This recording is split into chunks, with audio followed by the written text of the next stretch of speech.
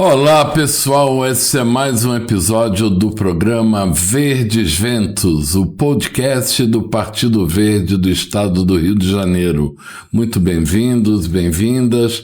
É uma alegria para a gente hoje estar recebendo mais um convidado, um ilustre convidado, né? Uma pessoa muito conhecida do povo do Rio de Janeiro, do povo do Brasil, conhecida internacionalmente pela sua história.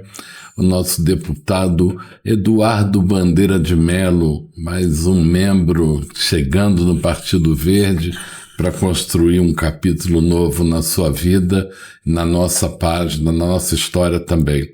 Obrigado pela vinda, por aceitar nosso convite, suas saudações e boas-vindas, meu querido deputado. Olha, presidente, para mim é um prazer muito grande, né, estar participando pela primeira vez aqui do Verdes Ventos. Espero que sejam várias vezes, né, e para mim estar chegando ao Partido Verde é motivo de muita alegria, de muito orgulho, porque, afinal de contas, eu sempre fui um ambientalista. Né, eu estava lendo aqui a história do partido e percebi aqui que a primeira vez que o partido disputou uma eleição contou com o meu voto, né, no Gabeira, em 1986, né, eu era um jovem eleitor e um jovem funcionário do BNDES, né, já preocupado com o meio ambiente, e de lá para cá eu acompanhei o Partido Verde, né. Já tive experiências em outros partidos, né, mas pela primeira vez agora, eu como ambientalista, acho que estou chegando na minha casa, na minha, vamos dizer, filiação definitiva. Tomara. Que bom, que bom. Eu fico realmente, sinceramente, muito feliz com a sua chegada. Acompanho sua trajetória também e acho que a sua contribuição no partido vai ser gigantesca. Mas por que o Partido Verde?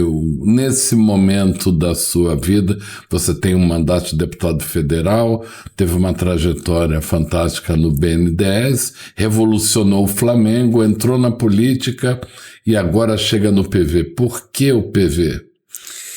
Olha, por várias razões. Em primeiro lugar, como eu falei, eu sempre fui ambientalista, né? E a minha trajetória no BNDES sempre foi marcada pelo meio ambiente, né? Eu chefiei o departamento de meio ambiente do BNDES durante muito tempo. Comecei no departamento de saneamento e aí, quando foi recriado o departamento de meio ambiente do banco, eu assumi a chefia e só saí dele para um departamento ao lado dele, que era o departamento de gestão do Fundo Amazônia. Em 2007, na COP de Bali, eu estava lá representando o BNDES e foi a primeira vez que o governo da Noruega manifestou a intenção de aportar recursos de grande monta em projetos de desmatamento evitado de países em desenvolvimento que tinham florestas tropicais. E isso foi manifestado pela delegação da Noruega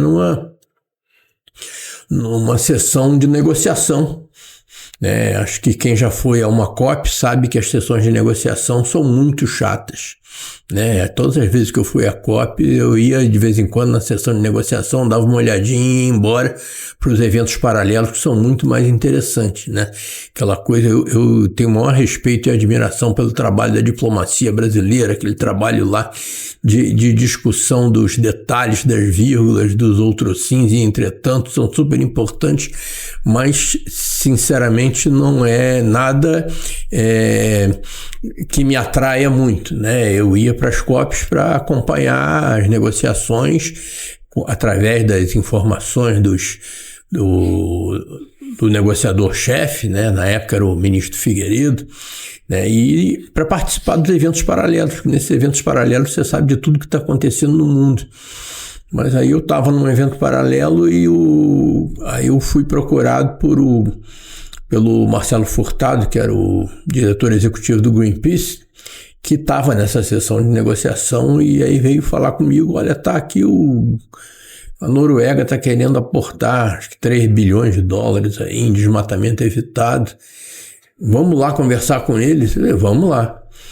E aí eu fui também, eu era o representante do BNDES ali, mas foi também o pessoal do Ministério do Meio Ambiente, né? Tava lá a ministra Marina Silva, tava o Tasso Azevedo, que era o diretor do Serviço Florestal Brasileiro, e foi ele efetivamente quem formulou o modelo do Fundo Amazônia. E a partir daquela negociação, no ano seguinte, já foi assinado o tratado, né, e o documento de doação, termo de doação, e o Fundo Amazônia virou uma realidade, e o BNDES, que estava lá na COP de Bali, né, foi designado como o agente financeiro do fundo. E aí se criou um departamento de gestão do Fundo Amazônia, e eu fui chefiar esse departamento. E aí deixei o departamento de meio ambiente propriamente dito. Então, mas a minha ligação com o meio ambiente no BNDES vem de muito tempo, e é aquela coisa que quando você entra você não consegue mais sair, né? Mesmo depois de sair da área ambiental do banco, mesmo depois de sair do banco, você continua ambientalista e carrega isso para sempre, né? Foi o que me fez ser conselheiro do INE, né? O Instituto Nacional de Eficiência Energética. Até no Flamengo a gente tentou implementar algumas ações ambientais. E aí, na política, quando eu entrei para a política, eu entrei primeiro pela Rede de Sustentabilidade, né, que é um partido irmão, e que era comandado pela Marina Silva, que era a ministra do Meio Ambiente na época que eu chefiava o meio ambiente no BNDES, né? Então, estive lá com ela um pouquinho, e depois, por razões até de viabilidade eleitoral, mas também por ser um partido que eu sempre admirei, eu fui para o PSB, fui eleito deputado federal pelo PSB, mas sempre com aquela preocupação ambiental e trabalhando no plenário lá em consonância com os deputados ambientalistas de vários partidos, inclusive do Partido Verde. E agora, né, já no final do meu primeiro mandato, apareceu esse convite, né, para eu integrar o Partido Verde, e eu recebi esse convite com muito orgulho, com muita satisfação, e eu tenho certeza que é o início de uma história longa, né? Que bom, que bom. Eu fico muito feliz com suas palavras. Para a gente também é um orgulho muito grande estar recebendo você para formar o nosso time. Mas me fala um pouco sobre essa sua primeira experiência parlamentar. Você que teve tanto sucesso por onde você trilhou, você se sentiu como assim, uma andorinha só não faz verão, ou dá para fazer? Você acha que tem um ambiente onde é possível se construir política pensando no bem comum? Eu diria que a resposta são sim e sim, né? Muitas vezes a gente se sente, né, com uma andorinha lá no meio do inverno, né? Mas efetivamente, se você não tiver essa andorinha lá, o inverno ia ser mais rigoroso ainda. Então você sabe que você está fazendo alguma coisa lá que pode não ser tudo aquilo que você gostaria, mas certamente se você não tivesse lá seria muito pior. Então eu acho que nesse primeiro mandato eu consegui. Não consegui tudo que eu gostaria, seria impossível, né? Claro. Mas a gente conseguiu fazer muita coisa, né? Eu trabalhei principalmente naquelas áreas em que eu tinha mais experiência no BNDES, né? Que foi na área de meio ambiente, né? Na área de energia, principalmente ligado à eficiência energética, que é meio ambiente também, né? Eficiência energética é meio ambiente na veia. Sim. E na área esportiva, porque eu vinha do Flamengo, então eu sempre tive assim aquela ideia de procurar vender a ideia do esporte não como entretenimento, não como negócio, né? Não como atividade física, mas como um indutor de políticas públicas, né? Futebol, você sabe que é a coisa mais importante da vida de boa parte dos brasileiros. Então tem que ser tratado com respeito e para isso é fundamental que exista uma governança democrática, né? E que a gente consiga efetivamente, através do futebol, dar um bom exemplo para a população. Aliás, foi o que a gente tentou e conseguiu fazer no Flamengo. No futebol brasileiro é um desafio muito maior ainda, mas a gente está lá tentando. Então eu trabalhei basicamente e principalmente nessas 3 áreas, mas de vez em quando eu era chamado para defender o BNDES, né? Você sabe que o BNDES ele é a maior agência de fomento brasileira, é o segundo maior banco de desenvolvimento do mundo em termos de desembolsos. Deveria ser pelo menos motivo de orgulho nacional, né? Vai fazer 74 anos agora, em junho, e nesse tempo todo você não consegue imaginar um grande projeto industrial ou de infraestrutura brasileiro que não tenha tido recurso do BNDES. Mas apesar disso, há setores no Congresso que acham que um banco de desenvolvimento não é necessário, que o mercado resolve tudo, aquelas baboseiras que a gente conhece bem. Então, de vez em quando, aparecia uma ameaça e aí, como eu trabalhei no banco, as pessoas me chamavam. Falou, não, vamos lá na CCJ que tu vai ter que defender o BNDES, que estão propondo um desaforo lá, um desatino, e eu ia lá ajudar. Então é isso, porque afinal de contas a gente tem que prezar pela seriedade no tratamento do dinheiro público, Foi o que a gente fez no Flamengo também, que não era Sim. público, mas era, se você considerar que da nação rubro-negra é maior do que boa parte das nações do mundo, não deixa de ser uma espécie de dinheiro público, E defender a correta aplicação do recurso dos nossos impostos, eu acho que é uma missão super importante e, se você pensar, tem a ver com o meio ambiente também. Sim. Você tem percebido naturalmente que a realidade das emergências climáticas se impõe como uma pauta global e que necessita ser enfrentada, com a resiliência das cidades, com medidas de informação, de comunicação, infraestrutura.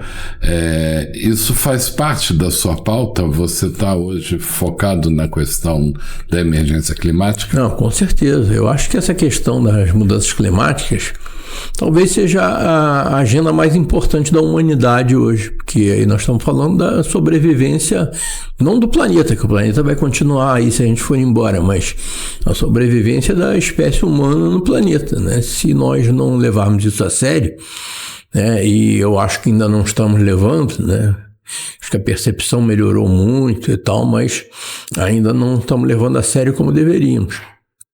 As consequências vão ser as piores possíveis, Quando eu comecei a trabalhar nisso, lá mais de 20 anos atrás, existia aquela perspectiva, não, se a temperatura global subir mais do que 1,5 graus e tal, vai ser o caos, vai ser, nossos netos vão sofrer. Mas não, isso já está acontecendo hoje, E nós estamos sofrendo. Nossos netos vão sofrer muito mais do que isso.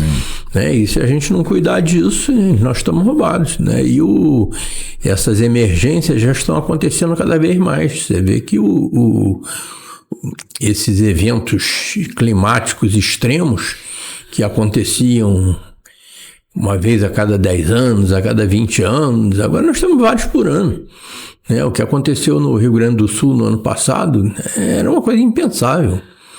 E se a gente não tomar medidas bastante severas e urgentes, isso vai continuar acontecendo e é claro que acho que isso é obrigação de todos os parlamentares cuidar disso. Nem todos estão ligados nisso, mas o Partido Verde com certeza está. Muito bem, muito bem. Você diria que concorda com a frase que esporte salva vidas? Salva mesmo? Ou o esporte ele tem um papel mais como produto ou como uma ferramenta de formação humana? Não, esporte salva vidas, não tem a menor dúvida disso, porque é aquilo que eu falei, né? O esporte, né, e o futebol é o nosso esporte mais popular, ele é o principal ponto de referência na vida para boa parte dos brasileiros, principalmente crianças, jovens, pessoas humildes que não têm assim uma percepção muito clara dos grandes problemas brasileiros, mas eles com certeza sabem o que está acontecendo com o seu time. Então, isso foi acho que o principal mote para a virada de jogo que a gente conseguiu no Flamengo. Nós partimos do princípio que você tinha mais de 40 milhões de rubro-negros que sofriam muito quando o time perdia em campo, mas sofriam muito também com aqueles vexames que nós passávamos, né, por atrasar pagamentos, por não recolher impostos, né, por não cumprir compromissos. Nós éramos frequentemente achincalhados, né, porque não cumpríamos compromisso mesmo, né? Tem aquela frase do Vampeta que ficou famosa, né, que eles fingem que pagam, eu finjo que recebo, né? Tem uma entrevista do Filipão também que ficou famosa, ele ironizando porque o Flamengo anunciou que queria contratar um jogador do Grêmio e ele falou, eles vão fazer o quê? Vão vender a Gávea, né? Todo mundo sabe que eles não vão pagar nada mesmo, né? E, infelizmente ele tinha razão, porque o Flamengo era isso, né? E nós conseguimos virar esse jogo através da percepção de que a torcida ia nos apoiar nisso, apesar do sacrifício que foi imposto à torcida do Flamengo. E no caso do futebol brasileiro é a mesma coisa. Boa parte dos brasileiros, né, não sabe o que é emergência climática, não sabe o que é arcabouço fiscal, né, não sabe se pegar ali o jornal, a primeira página do jornal, tem muita coisa ali que eles não vão entender. Mas se pegar a última página, onde está os esportes, ele vai saber que o Flamengo ganhou do Atlético ontem, né, que o Corinthians ganhou do Vasco da Gama ontem também, né, e que como é que está a situação econômica de cada um dos clubes, quem é que vai virar SAF, quem que não vai virar SAF, né, e então o esporte não só salva vidas, porque os nossos meninos e meninas que praticam esporte, eles estão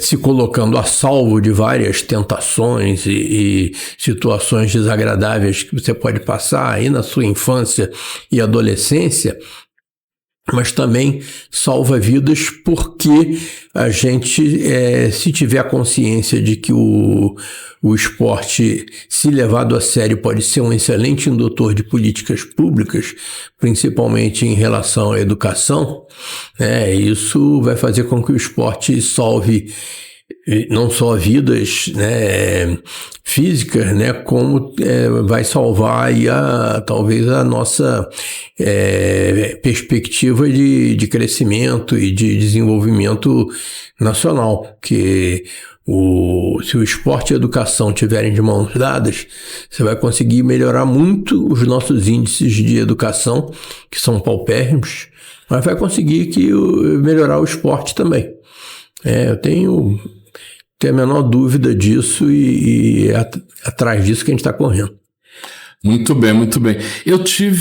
Outro dia eu estava acompanhando a programação na televisão e estavam transmitindo no canal Sport TV um prêmio que é o Hall da Fama do Comitê Olímpico Brasileiro, e tive a felicidade de te ver ali na primeira fila, devidamente posicionado, e acho fundamental a gente dar um mérito, valorizar a história de quem passou e ajudou a construir essa identidade brasileira, uma forma meio pitoresca, né?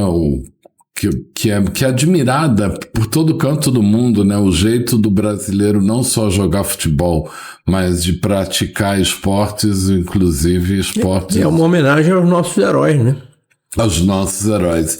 E o que você tem a dizer sobre aquele evento, a importância desse tipo de premiação, de você estar lembrando quem participou da nossa história? Eu acho fundamental, porque nós temos que enaltecer esses exemplos positivos, né, que trazem assim lembranças absolutamente fantásticas para todos nós, alegrias muito grandes, né, mas também, né, esses atletas que foram inscritos no Hall da Fama e outros que já estavam, né, são a inspiração para que cada um de nós faça bem cumpra bem a sua missão. É verdade, é verdade. Esse programa que nós estamos fazendo, o podcast Verdes Ventos, foi criado pela nossa medalhista olímpica Isabel Swan, aqui de Niterói, mandar uma vice-prefeita, né? Nossa vice-prefeita. Parabéns, Isabel, uma inspiração para todos nós aqui. Mas é isso então, meu amigo Bandeira, uma satisfação imensa recebê-lo aqui. Gostaria que você mandasse sua mensagem, suas expectativas para esse ano, que é um ano eleitoral, o que você gostaria de dizer aí ao nosso público do Verdes Ventos? Eu gostaria, em primeiro lugar, de agradecer, né, ao Partido Verde, né, por estar me recebendo e dizer que eu acho que nós temos uma oportunidade muito grande, né, de ter um sucesso retumbante aí nessas próximas eleições e fazer com que o Partido Verde se inspire sempre, né, na sua criação, né, que o Partido Verde tem uma história tão bonita, né, a sua criação lá atrás com o Sirquis, com Gabeira, com a Lucélia, né, e você também estava lá, e eu acho que o Partido Verde tem que ser cada vez mais verde, cada vez mais sério, né, como foi a sua inspiração, né, original, e cada vez mais justo, mais inclusivo, ou seja, tudo aquilo de bom, né, que me fez ser sempre um admirador do Partido Verde e hoje ser, com muito orgulho, um filiado. Espero continuar sendo, se tudo der certo nas eleições, continuar sendo um deputado federal do Partido Verde. Que alegria, que alegria. Você lembrar da fundação do Partido Verde, lembrar dessas pessoas... O Mink também, né? Tinha esquecido do Mink. Foram muito simbólicas. E num momento em que se falava muito pouco sobre a questão ambiental na agenda política, na agenda eleitoral. Aquela coisa alternativa, né? Coisa de maluco, né? Vem aqueles malucos e tal. Vocês não têm coisa mais séria para pensar, não? Poxa, mas estão pensando... O país tem que crescer, né? Esquece esse negócio. Esse negócio de cuidar de plantinha e de bichinho era uma concepção muito equivocada do tanto que projetava e que significa o Partido Verde. E eu tenho certeza que você tem muita identidade com isso e essa parceria vai longe. Muitíssimo obrigado, deputado Eduardo Bandeira de Mello, muito sucesso para você. Eu que agradeço, presidente Rocco e todos os amigos aí do Partido Verde. Contem sempre comigo. Muito obrigado. Valeu, gente. Esse foi mais um programa Verdes Ventos, hoje com o nosso deputado federal verde, Eduardo Bandeira de Mello. Obrigado, até a próxima.